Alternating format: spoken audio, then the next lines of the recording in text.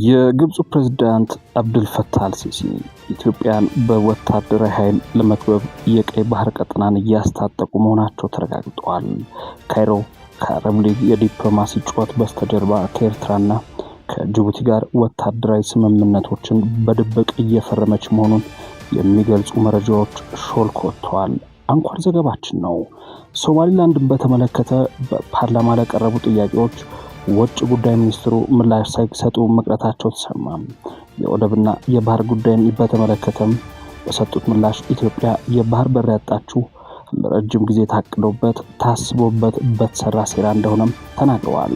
በቀዳሚነት የምታደምጡት መረጃ ነው። የህወሓት አመራሮች አዲስ አበባ እንገባለን በሚል ጦርነት ለማስነሳት ዝግጅታቸውን ማጠናቀቃቸውን አቶ ጌታቸው ረዳ ተናግረዋል። የቀድሞ የህወሓት ሹም አዲስ አበባ በባቡር መምጣት ይችላሉ እንጂ በጦርነት አይታሰብም ሲሉም ተደምጠዋል። አቶ ጌታቸው የብልጽግናውን አለቃ ያስደሰተ የቀድሞ የትግል ጓዶቻቸውን ያስቆጣው ንግግራቸው ለሀገር ድምጽ ሚዲያ ደርሷል። ሰበር መረጃችን ነው። ቡርኪና ፋሶ አሜሪካን ያስቆጣ ድርጊት ፈጸመች። ቡርኪና ፋሶ በአሜሪካ ዜጎች ላይ የቪዛ እገዳን በይፋ የጣለች ሲሆን ወደ ሀገሪቱ እንዳይገቡም ከልክላለች። የቡርኪና ፋሶ አለቃ ኢብራሂም ትራውሬ ለምን አሜሪካውያን ላይ ጨከኑ ካላችሁ ምላሽ ይዘናል። ጤና ይስጥልን የተከበራችሁ የሀገር ድምጽ ዕለታዊ መረጃ አድማጭ ተመልካቾች፣ እነሆ የዕለተ ረቡዕ ታህሳስ 22 ቀን 2018 ዓ.ም መረጃዎቻችን ይዘን ቀርበናል። እስከ ዝግጅታችን ፍጻሜ አብራችሁ እንድትቆዩ እንዲሁም ለቻናላችን አዲስ የሆናችሁ መረጃዎች በፍጥነት እንዲደርሷችሁ ሰብስክራይብ፣ ላይክ እና ሼር እንዲሁም የደወል ምልክቱን በመጫን እንድትከታተሉን በመጠየቅ በቀጥታ ወደ መረጃዎቹ ተሻገርን። በቅድሚያ ሶማሊላንድን በተመለከተ በፓርላማ ለቀረቡ ጥያቄዎች ውጭ ጉዳይ ሚኒስትሩ ምላሽ ሳይሰጡ መቅረታቸው ተሰማ። እስራኤል ለሶማሊላንድ ከሰጠችው የነጻ ሉዓላዊ ሀገርነት እውቅና በኋላ የመጀመሪያውን ስብሰባ ያደረገው የህዝብ ተወካዮች ምክር ቤት ኢትዮጵያ ከሶማሊላንድ ጋር የደረሰችው የመግባቢያ ስምምነት የት ደረሰ የሚል ጥያቄ አንስተዋል። በመደበኛ ስብሰባው ላይ የተገኙት የውጭ ጉዳይ ሚኒስትሩ ዶክተር ጌዲዮን ጢሞቴዎስም ሆነ ምክትሎቻቸው ከሶማሊላንድ ጋር በተያያዘ ለተነሱ ጥያቄዎች ምላሽ ሳይሰጡ ቀርተዋል። ኢትዮጵያና ሶማሊላንድ የዛሬ 2 ዓመት በአዲስ አበባ የተፈራረሙት የመግባቢያ ስምምነት ኢትዮጵያ በሶማሊላንድ የባህር ወደብን ለማልማት የሚያስችላት እንደሆነ መገለጹ አይዘነጋም። በአንድ ዓመት ውስጥ ተግባራዊ ይደረጋል ተብሎ የነበረውን ይህንን የመግባቢያ ስምምነት ተከትለው ኢትዮጵያ ለሶማሊላንድ እውቅና በመስጠት የመጀመሪያው ሀገር ልትሆን እንደምትችል ተገምቶ ነበር። ዓለም አቀፍ መነጋገር የነበረው ይኸው የመግባቢያ ስምምነት ሶማሊላንድን የግዛቷ አካል አድርጋ የምትቆጥራት ሶማሊያ ከኢትዮጵያ ጋር እንድትቃቃር በማድረግ ከፍተኛ የዲፕሎማሲያዊ ውጥረት ምንጭ ሆኖ ቆይቷል። በኢትዮጵያና በሶማሊያ መካከል የተፈጠረው ውጥረት በተርኪ አሸማጋይነት በአንካራ ከተማ እልባት ካገኘ በኋላ ግን የኢትዮጵያ ለሶማሊላንድ እውቅና የመስጠቷ ጉዳይ አጠራጣሪ ሆኗል። በአንካራ የተፈጸመው ቃል ኪዳን በኋላ የኢትዮጵያና ሶማሊላንድ አስቀድመው የደረሱ ስምምነት ከምን ደረሰ ሳይታወቅ 1 ዓመት ተቆጥሯል። ይህ በእንዲህ እንዳለም ነበር እስራኤል ለሶማሊላንድ እውቅና መስጠቷን ያወጀችው። በዛሬው የተወካዮች ምክር ቤት መደበኛ ስብሰባ ላይ ጥያቄ ያቀረቡት የፓርላማ አባላት ባለፈው አርብ ታህሳስ 17 2018 እስራኤል ለሶማሊላንድ የሉዓላዊ ሀገርነት እውቅና መስጠቷን አጣቅሰዋል። ጥያቄውን ካነሱት የፓርላማ አባላት አንዱ የአማራ ብሔራዊ ንቅናቄ አብን ተመራጩ ዶክተር አበባው ደሳለው የኢትዮጵያና የሶማሊላንድ የመግባቢያ ስምምነት ከተፈረመ 2 ዓመት ሊሞላው ቀናት እንደቀሩት አስታውሰዋል። ይሁንና ኢትዮጵያ የባህር በሩን ሳታገኝና ለሶማሊላንድ እውቅና ሳትሰጥ በእስራኤል መቀደሟን ዶክተር አበባው ጠቅሰዋል። ኢትዮጵያ ለሶማሊላንድ እውቅና በመስጠት ሁለተኛው ሀገር ትሆን እንደሆነም የፓርላማ አባሉ ጠይቋል። ዶክተር አበባው ሌላ ያነሱት ጥያቄ ሌሎች ሀገራት ከኢትዮጵያ ጎረቤቶች ጋር ስምምነት እያደረጉ መሆኑን የተመለከተም ነበርም። የፓርላማ አባሉ ለዚህ በማሳየት የጠቀሱት የደህንነት ስጋት ሲሉ የጠሯት ግብጽ ከሶማሊያ ከጅቡቲና ከኤርትራ ጋር ስምምነት ያደረገቻቸውን ስምምነቶች ነው። ግብጽ ካለፈው ነሐሴ ወር ጀምሮ ከሶማሊያ ጋር ወታደራዊ ስምምነት እንዳደረገችና በቅርቡ ከጅቡቲ ጋር የወደብ ስምምነት መፈራረሟ እየተነገረ ነው ሲሉ ዶክተር አበባው አመልክተዋል። ከዚህ በተጨማሪ ባለፈው ጥቅምት ወር ግብጽና ኤርትራ ስለ ባህር ኃይል አጠቃቀም ስምምነት ላይ እንደደረሱ በተለያዩ መገናኛ ብዙሃን መዘገቡን አንስተዋል። ታዲያ ከአንዳቸውም ሀገራት የተጨበጠ የወደብ መብት ሳታገኝ በሚዲያ ብቻ እያወራን የበይ ተመልካች ሆነን የምንቀጥለው እስከ መቼ ነው በማለት ጠይቀዋል። ዶክተር አበባው ሌላው ያነሱት ጉዳይ ፍትሐዊ ባልሆነ መንገድ የሄደብንንና የህልውና ጉዳይ ያሉትን የአሰብ ወደብ የማስመለስ አጀንዳን ነው። የአሰብ ወደብን ለማስመለስ የውጭ ጉዳይ ሚኒስቴር ዓለም አቀፍ ህጎችና ዲፕሎማሲን ተጠቅሞ ስለሰራው ስራ የፓርላማ አባሉ ማብራሪያ ጠይቀዋል። ለፓርላማ አባላቱ ጥያቄ ቀጥተኛ ምላሽ ከመስጠት የተቆጠቡት የውጭ ጉዳይ ሚኒስትሩ ዶክተር ጌዲዮን ኢትዮጵያ ከአብዛኞቹ ጎረቤት ሀገራት ጋር ያላት ግንኙነት ጥሩ የሚባል መሆኑን ተናግረዋል። አብዛኞቹ ጉዳዮች ላይ ተግባብተን በጋራ ነው የምንሰራው ሲሉም ተደምጠዋል። በአንዳንድ ሀገራት ውስጥ ያሉ የእርስ በርስ ግጭቶች ኢትዮጵያን ጨምሮ በቀጠና ያሉ ሀገራት እርስ በርስ ያላቸው ግንኙነት ላይ የሚያጥለው ጥላ ስለመኖሩ ዶክተር ጌዲዮን ለፓርላማ አባላቱ ተናግረዋል። ከግጭቶቹ በተጨማሪም ቀጠናው ሀያላንም ሆኑ በመካከለኛው ረድፍ የሚሰለፉ ብዙ ሀገራት አይናቸውን የጣሉበትና የራሳቸውን ጥቅም ለማስከበር የሚሻኮቱበት የመሆኑ ጉዳይ ለአካባቢው ሀገራት ግንኙነት ፈተና መሆኑን አስረድተዋል። የወደብና የባህር በር ጉዳይን በተመለከተ የውጭ ጉዳይ ሚኒስትሩ በሰጡት ምላሽ የኢትዮጵያ የባህር በር ያጣችው ለረጅም ጊዜ ታቅዶበት ታስቦበት በተሰራ ሴራ እንደሆነም ሚኒስትሩ ለፓርላማ አባላቱ ተናግረዋል። የውጭ ጉዳይ ሚኒስትሩ ፍትሐዊና ተገቢ ያሉትን የባህር በር ጥያቄ እንዴት እውን መሆን አለበት ወደሚለው ምዕራፍ ተሸጋግረናል ሲሉም ተደምጠዋል።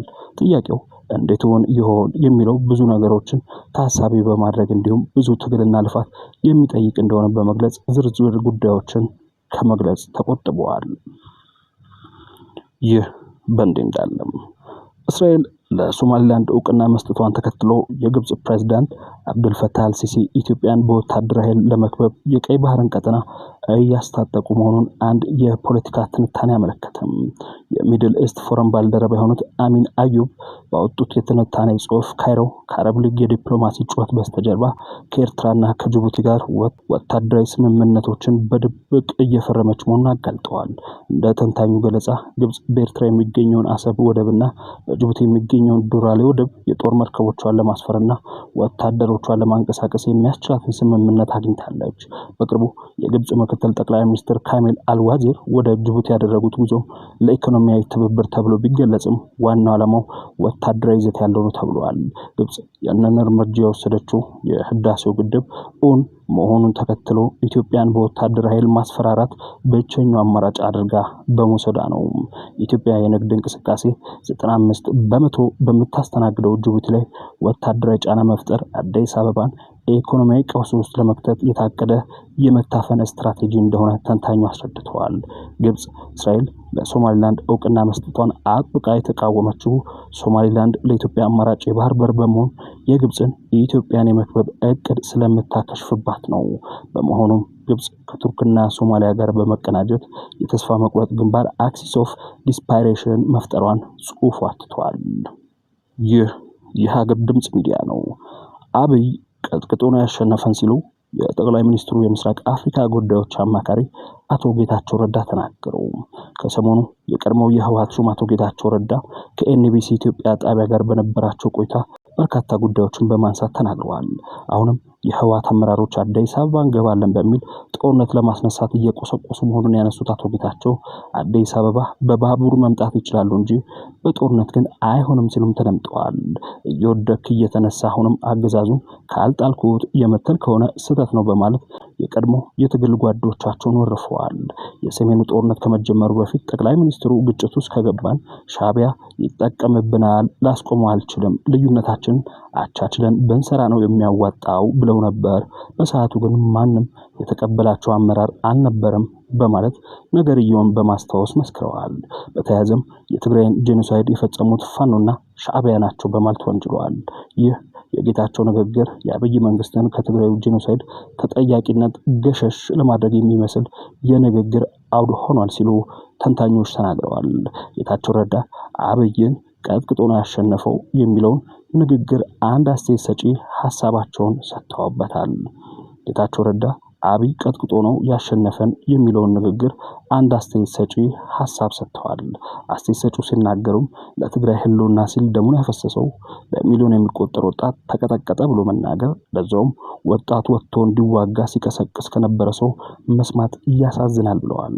የትግራይ ወጣት መስዋዕትነትን በዚህ ልክ አርክሶ ለአለቃው ክብር ማገደ በሚሊዮኖች የደም ባህር ውስጥ ያንድን ግለሰብ ኃጢአት ለማንጻት የሚተፉ ቃላቶች ህመም እንዳለው የገለጹት አስተያየት ሰጪው በተለይ ለትግራይ መስዋዕትነት ከፍያለሁ ተዋግቻለሁ ከሚል አመራር ሲደመጥ አስገራሚ መሆኑን አስተያየት ሰጪው አጽንኦት ሰጥተዋል። የቀድሞ የሰላም ሚኒስቴር ዴኤታ ታዬ ደንዳ በካቴና አልታሰርም በማለታቸው ምክንያት ፍርድ ቤት ሳይቀርቡ መቅረታቸው ተሰማ።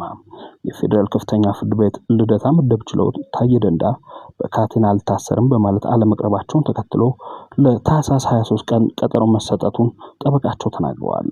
የፌዴራል ከፍተኛ ፍርድ ቤት ልደታ ምድብ አንደኛ የጸረ ሽብርና ህገ መንግስታዊ ጉዳይ ወንጀል ችሎት በታዬ ደንዳ ላይ የመሰረቱትን 3 አዳዲስ ክሶች በሚመለከት በቀረበው የክስ መቆሚያና የዋስትና ክርክር ላይ ብይን ለመስጠት ለታህሳስ 22 ቀን መቅጠሩን ጠበቃ አበራ ንጉስ አስታውቀዋል። ይሁንና በችሎቱ ታዬ ደንዳ ማረሚያ ቤቱ ስላቀረበላቸው ፍርድ ቤቱ ለነገ ታህሳስ 23 ቀን 2018 ዓ.ም ቀጠሮ መስጠቱን አክለዋል።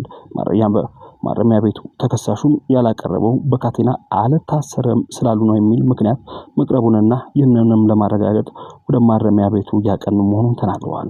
ታዬ ደንዳ በቂሊንጦ ማረሚያ ቤት በነበሩበት ወቅት የካቴና አለርጂክ ስለነበረባቸው ለፍርድ ቤቱ በማሳወቃቸው ፍርድ ቤቱ ካቴና ሳያደርጉ እንዲመጡ ትዕዛዝ መስጠቱን በማስታወስ አሁን ላይ ያሉበት ማረሚያ ቤት ሌላ በመሆኑ ትዕዛዙ ስላልደረሰ ሊሆን እንደሚችል ግምታቸውን አስቀምጠዋል።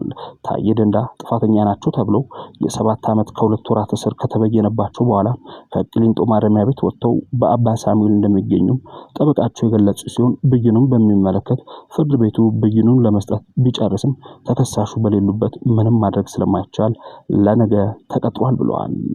ቡርኪና ፋሶ የአሜሪካ ዜጎች ወደ ሀገር እንዳይገቡ አገደች። ሀገሪቷ በአሜሪካ ዜጎች ላይ የቪዛ እገዳን በይፋ የጣለች ሲሆን ወደ ሀገሪቱ እንዳይገቡም ከልክላለች። የቡርኪና ፋሶ መንግስት ውሳኔው በቅርቡ አሜሪካ በቡርኪና ፋሶ ዜጎች ላይ የጣለውን እገዳ ተከትሎ የመጣ መሆኑን አስታውቋል። የሀገሪቱ ባለስልጣናት እርምጃውን ሉዓላዊነትን ለማስፈንና በዓለም አቀፍ ግንኙነቶች ፍትሐዊነትን ለማረጋገጥ የትኛውም ሀገር ያለአግባብ ኢላማ መሆን እንደሌለበት አጽንኦት ሰጥተዋል። ቡርኪና ፋሶ ከዋሽንግተን ጋር ያለው ዲፕሎማሲያዊ ውዝግብ እየጨመረ በመጣበት በዚህ ወቅት ተመሳሳይ የአጸፋ እርምጃ እየወሰዱ ያሉ የሳህል ሀገራትን ተቀላቅላለች ተብሎ በመጨረሻም ሩሲያ ኒውክሌር የመሸከም አቅም ያላቸውን ኦሬሽኒክ ሚሳይሎችን ወደ ቤላሩስ ማዛወሯን ገለጸች። ሩሲያ ኒውክሌር የመሸከም አቅም ያላቸው የኦሬሽኒክ ሚሳይሎቿን ከኔቶ አባል ሀገራት ፖላንድ፣ ሊቱዌኒያ እና ላትቪያ ጋር ድንበር በምትጋራው ጎረቤቷና አጋሯ ቤላሩስ ውስጥ መደበኛ አገልግሎት መስጠት መጀመራቸውን የሚገልጹ ቪዲዮ ለቃለች። ፑቲን እንደተናገሩት ከሆነ የሚሳይሎቹ ፍጥነት ከድምጽ ፍጥነት በ10 እጥፍ በላይ በመሆኑ የጦር መሳሪያዎቹን በምንም አይነት መንገድ መክቶ መመለስ ኢንተርሰፕት ማድረግ የማይቻል መሆኑን ገልጸዋል። ሚሳይሎቹ በቤላሩስ በሚገኙ ወታደራዊ ካምፕ ውስጥ ከተቀመጡ ሩሲያ በአውሮፓ ውስጥ ያሉ ኢላማዎችን በበለጠ ፍጥነት ለመምታት ያስችላታል። እነዚህ መካከለኛ ርቀት ተወንጫፊ ሚሳይሎች እስከ 5500 ኪሎ ሜትር 3415 ማይል የመምታት ርቀት አላቸው። ይህም ማለት ከአውሮፓ የትኛውን ቦታ ወይም ከአሜሪካ ምዕራባዊ የባህር ዳርቻ ድረስ ጥቃት ማድረስ ይችላሉ ማለት ነው። ማክሰኞ ዕለት በሩሲያና በቤላሩስ የመከላከያ ሚኒስትሮች የተለቀቀው ቪዲዮ የሚሳይል ስርዓቶቹ በቤላሩስ ውስጥ የትኛውን ቦታ እንደሚቀመጡ ለይቶ ባይገልጽም ሚሳይሎቹ ወደ ጫካዎቹ ሲጓጓዙና በመረብ አማካኝነት ራሳቸውን እንዲሰውሩ ተደርገው ሲፈተሹ አሳይተዋል።